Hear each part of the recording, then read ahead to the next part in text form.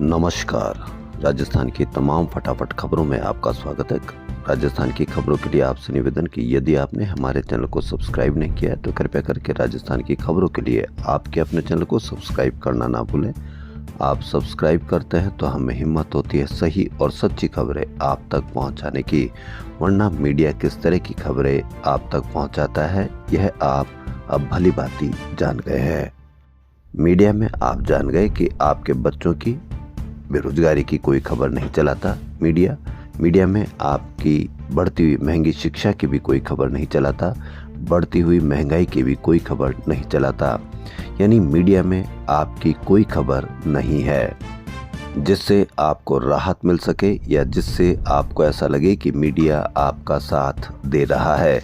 Media में एक किस तरह की खबरें चलाई जा रही है ये आप अब भली भांति जान गए हैं। तो क्या है आज की बड़ी खबर? महात्मा ज्योतिबा फुले राष्ट्रीय संस्थान की ओर से शुक्रवार को विद्याधर नगर में देश की प्रथम शिक्षिका सावित्रीबाई फुले की 194वीं जयंती मनाई गई। जब महिलाओं का पढ़ना अब समझा जाता था तब सावित्रीबाई ने शिक्षा देने की शुरुआत की। कितना बड़ा कदम उठाया होगा उस वक्त। इस दौरान सावित्रीबाई फुले की तस्वीर पर पुष्पांजलि अर्पित की गई। साथ ही प्रदेश भर की माली सैनी समाज की होनहार बालिकाओं को भी सम्मानित किया गया। मुख्य अतिथि अशोक गहलोत ने सावित्रीबाई फुले के चित्र पर पुष्पांजलि अर्पित कर कार्यक्रम का शुभारंभ किया। कॉलेजों में प्रैक्टिकल के दौरान होने वाली गड़बड़ को रोका जा सकेगा, इसके लिए RUHS जयपुर में जियो टैग सिस्टम शुरू किया है। अब एग्जामिनर को परीक्षा हॉल में पहुंचने के साथ ही आधे घंटे में परीक्षार्थी के साथ फोटो अपलोड करनी होगी। इससे एग्जामिनर के कक्ष तक पहुंचने व लोकेशन मिल सकेगी। ड्रग विभाग की ओर से सैंपलिंग में पैरासीटामोल से लेकर इंसुलिन इंजेक्शन तक स्टैंडर्ड के अनुरूप खरे नहीं उतरे। विभाग ने ऐसी दवाइयों के बैच की बिक्री पर रोक लगा दी है। चौंकाने वाली बात यह कि इनमें अधिकांश दवाइयां उत्तराखंड और हिमाचल प्रदेश में बनी है। यानी पैरासीटामोल, इंसुलिन इंजेक्शन व रेबिप्राजोल के सैंपल फेल हुए। उत्तराखंड में यह बनी थी दवाइयां। राजस्थान में खुले बोरवेल में गिरने से बच्चों की मौत की घटनाएं बढ़ती जा रही है। खुले बोरवेल के खिलाफ जनप्रतिनिधियों को मैदान में उतरने की जरूरत है। जयपुर में उद्योग मंत्री व झोटवाड़ा विधायक राज्यवर्धन सिंह राठौड़ ने तो अपने क्षेत्र के 85 से अधिक खुले बोरवेल और कुओं को एक दिन में अभियान चलाकर बंद भी करा दिया। वहीं कई सांसदों ने इस पर मुहिम छेड़कर इन्हें बंद कराने का संकल्प लिया है। मौसम में बदलाव के चलते शुक्रवार को अधिकांश शहरों में दिन और रात के तापमान में उछाल दर्ज किया गया। इससे राजस्थान में सर्दी का असर कम हो गया। दिन के तापमान में सबसे अधिक उछाल फतेहपुर में 5.3 डिग्री दर्ज किया गया। वहीं रात के तापमान में सबसे अधिक उछाल सीकर में 4.4 डिग्री रिकॉर्ड हुआ। इस उछाल के साथ फतेहपुर में दिन का तापमान 26.8 और सीकर में रात का तापमान 11.4 डिग्री रहा। प्रधानमंत्री द्वारा अजमेर शरीफ दरगाह पर चादर भेजने के खिलाफ राष्ट्रीय हिंदू सेना के अध्यक्ष विष्णु गुप्ता ने शुक्रवार को अदालत में अर्जी दाखिल कर चादर भेजने पर तत्काल रोक लगाने की मांग की है। अर्जी पर शनिवार को अदालत में सुनवाई होगी। वादी गुप्ता की ओर से प्रार्थना पत्र प्रस्तुत किया गया है। भोपाल से पीथमपुर लाकर यूनियन कार्बाइड के जहरीले कचरे को जलाने के विरोध में शुक्रवार को हजारों लोग सड़कों पर आ गए। आगरा मुंबई नेशनल हाईवे और महू नीमच स्टेट हाईवे पर 6 घंटे तक जाम रहा। 2 युवकों ने ज्वलनशील पदार्थ डालकर आग भी लगा ली। लोगों का कहना है कि जब कचरा जहरीला नहीं है तो उसे भोपाल में ही जलाना चाहिए था। आयकर विभाग की उत्कर्ष कोचिंग इंस्टीट्यूट पर दूसरे दिन भी छापेमारी जारी रही। फॉरेंसिक एक्सपर्ट ने बासनी मंडी के सामने मुख्यालय और कंपनी के निदेशक के उम्मेद हेरिटेज स्थित बंगले पर डिजिटल सबूत जुटाए थे। कोचिंग इंस्टीट्यूट पर कार्रवाई जारी। छात्रों और फीस का रिकॉर्ड नहीं मिला।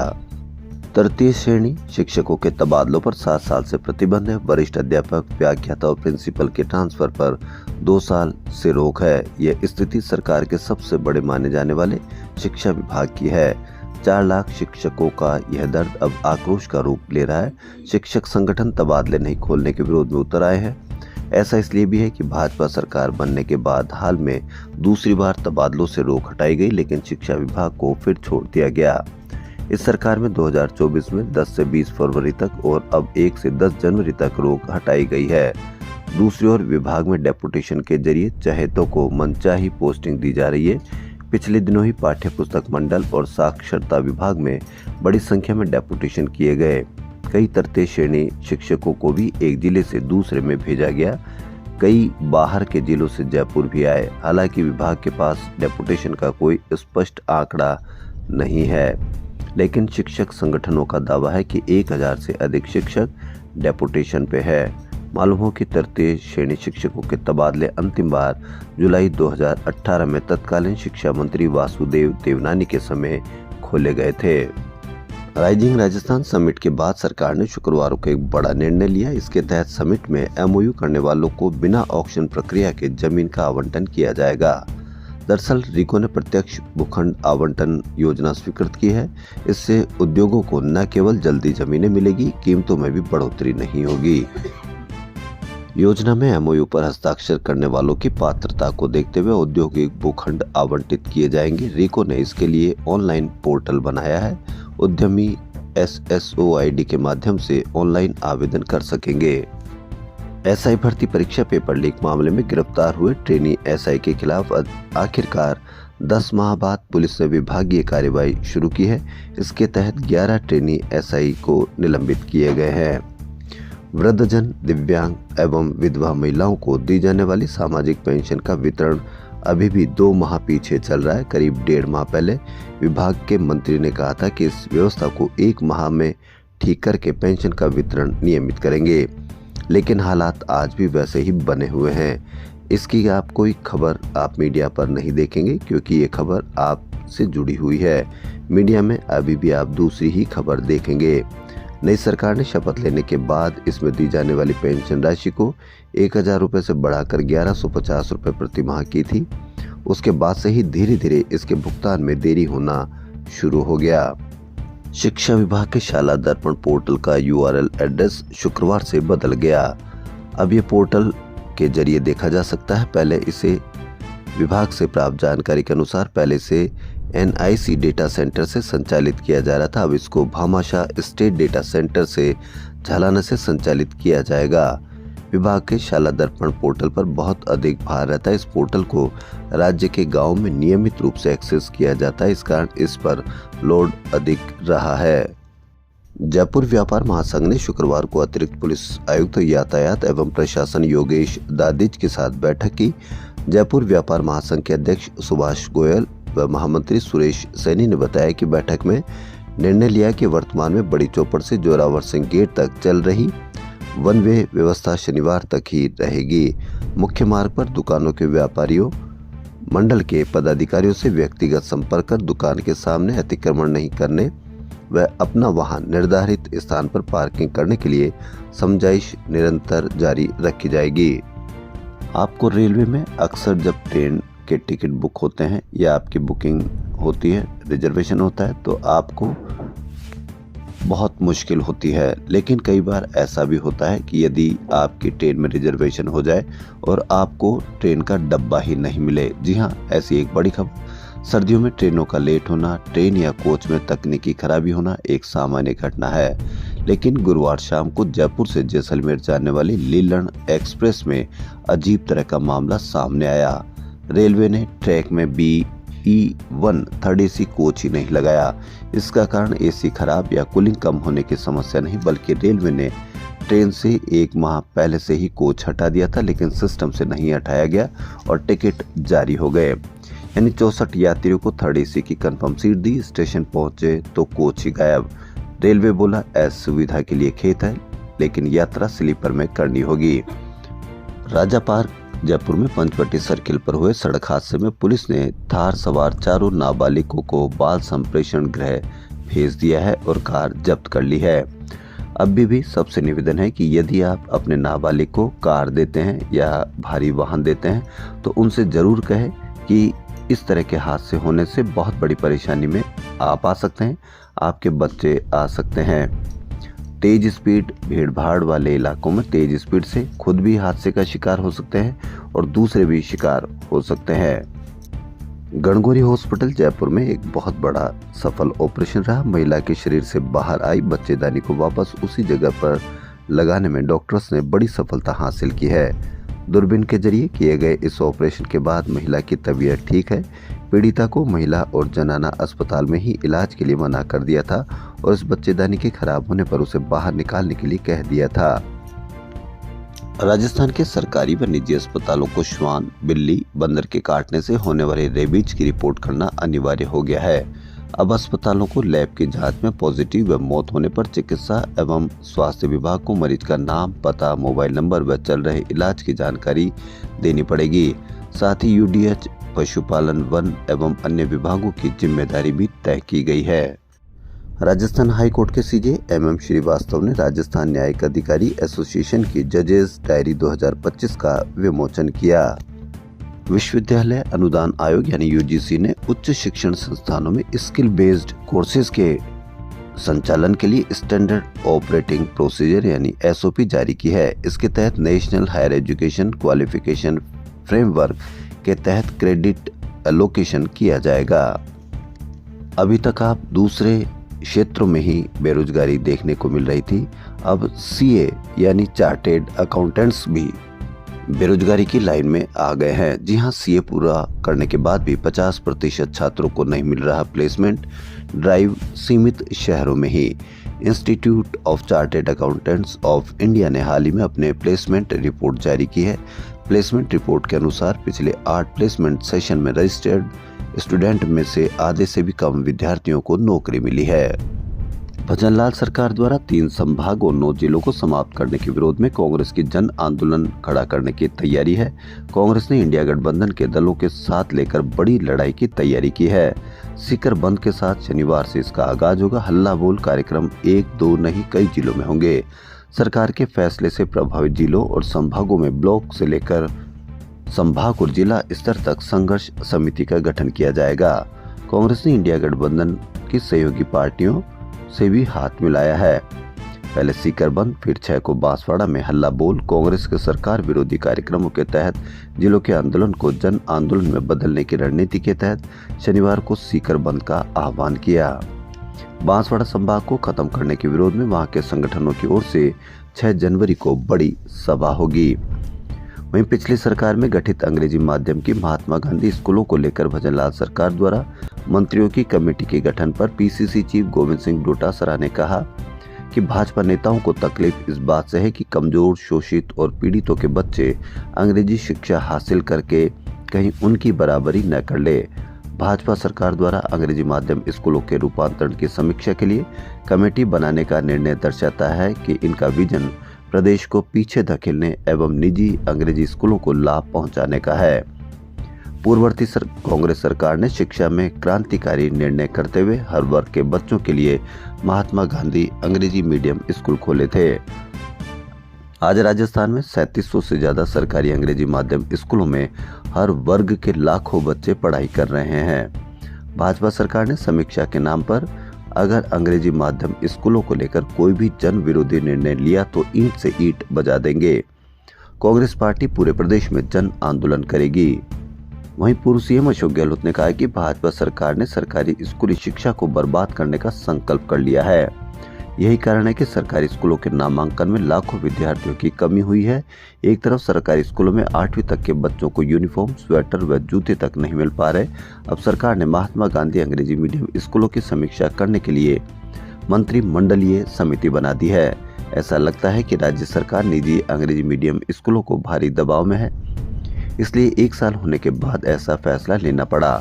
इन स्कूलों में निःशुल्क अथवा बेहद कम फीस में ही बच्चे अच्छी शिक्षा पा रहे थे।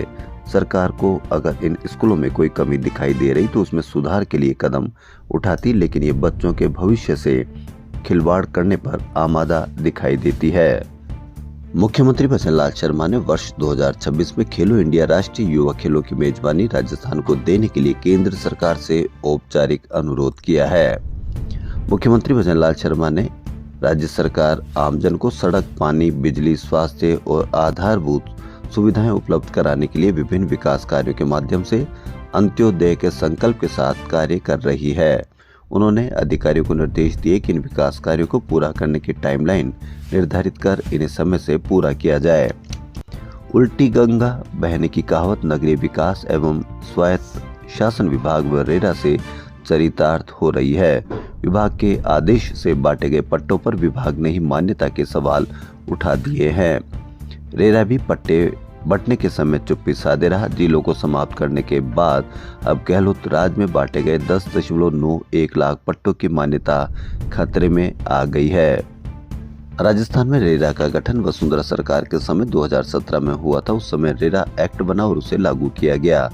रेरा के अधीन प्रदेश के सभी निकाय आते हैं। उनकी कॉलोनियों के 2017 के बाद के नियमन के लिए रेरा से अनुमति जरूरी है, लेकिन पिछले अशोक गहलोत सरकार के समय प्रशासन शहरों के संग अभियान चलाकर 11 लाख पट्टे बांटे गए। उन पट्टों के लिए रेरा से केवल जयपुर में ही अनुमति ली गई, बाकी शहरों में नहीं ली गई। अब यूडीएच के प्रमुख सचिव वैभव गालरिया ने इस परिपाटी को गलत व नियम विरुद्ध बताया। राजस्थान विधानसभा में सदस्यों द्वारा पूछे गए 25% से अधिक लंबित सवालों के जवाब अभी तक विभागों ने नहीं भेजे हैं। इस पर स्पीकर वासुदेव देवनानी ने नाराजगी प्रकट की। साथ ही अगले 20 जनवरी तक सभी सवालों के जवाब हर हाल में भेजने के निर्देश दिए हैं। मुख्यमंत्री भजनलाल शर्मा द्वारा लिए जा रहे निर्णयों के तहत नववर्ष की शुरुआत से पहले ही करीब 81,000 सरकारी नौकरियों के लिए 2025 में होने वाले परीक्षाओं का कैलेंडर जारी किया गया। साथ ही इस माह लगभग 13,500 युवाओं को नियुक्ति पत्र दिए जाएंगे। राज्य सरकार द्वारा कार्यकाल के पहले ही वर्ष में लगभग 47,000 पदों पर युवाओं को नियुक्तियां की सौगात दी गई है। राजस्थान राज्य विधिक सेवा प्राधिकरण के नवनिर्मित भवन विधिक सेवा सदन का उद्घाटन एवं विधिक सेवा मार्ग सड़क का नामांकन शनिवार दोपहर 12 बजे होगा। पूर्व मुख्यमंत्री अशोक गहलोत और प्रदेश कांग्रेस अध्यक्ष गोविंद सिंह डोटासरा शुक्रवार को दिल्ली में रहे। वह पूर्व प्रधानमंत्री डॉक्टर मनमोहन सिंह को श्रद्धांजलि देने गुरुवार रकाबगंज साहिब गए। दोनों ने शबद कीर्तन और अंतिम अरदास कार्यक्रम में हिस्सा लिया। इसके अलावा डोटासरा प्रदेश कांग्रेस प्रभारी सुखजिंदर सिंह रंधावा से भी मिले। रंधावा से संगठन सहित कई मसलों पर चर्चा की। दैनिक भास्कर की एक और बड़ी खबर, बूंदी की रामी का दर्द दोहराए। उसके पिता महावीर का 22 दिसंबर को निधन हो गया था। वह 14 दिसंबर को बूंदी के बस स्टैंड पर बेहोशी की स्थिति में मिले थे। उन्हें पहले बूंदी और फिर कोटा मेडिकल कॉलेज अस्पताल रेफर कर दिया गया, जहां कोटा में उनका निधन हो गया। पुलिस ने जो शव दिया उसका बूंदी में 23 दिसंबर को अंतिम संस्कार कर दिया। चिता की आग ठंडी भी नहीं हुई कि पुलिस ने दूसरे शव को उसका पिता बताकर उसे कोटा बुलवा लिया। रामी को 27 दिसंबर को उस शव का भी मजबूरी से अंतिम संस्कार करना पड़ा। लोक लाज के डर से वह शव बूंदी नहीं ले गई, बल्कि यहीं कोटा में उसका अंतिम संस्कार करवाया गया। रामी असमंजस में है कि पहले वाला शव पिता का ही था या बाद वाला। अब डीएनए जांच से पता चलेगा कि रामी के असली पिता कौन थे। शवों की अदला बदली, 5 दिनों में 2 शव पिता के बता बेटी से करवाए अंतिम संस्कार। डीएनए टेस्ट बताएगा कौन से थे पिता। कितनी बड़ी लापरवाही, कितनी बड़ी इसको आप चूक कहेंगे कि एक पुत्री को 2 शव दिए गए, दोनों का पिता बताया गया। क्या हम इतने लापरवाह हो गए कि हम ये भी नहीं देख सकते या ये भी नहीं बता सकते कि असली पिता कौन सा था। अब डीएनए जांच होगी तो पहले वाला किसका था या दूसरे वाला किसका था। हजरत ख्वाजा मोइनुद्दीन हसन चिश्ती के 813वें उर्स में शरीक होने आए आशिका ने ख्वाजा ने शुक्रवार को जुमे की नमाज अदा की। शहर काजी मौलाना तौसीफ अहमद सिद्दीकी ने नमाज अदा कर देश में अमन व खुशहाली के लिए दुआ मांगी। दौरान नमाज दरगाह क्षेत्र में नूरानी माहौल नजर आ रहा था।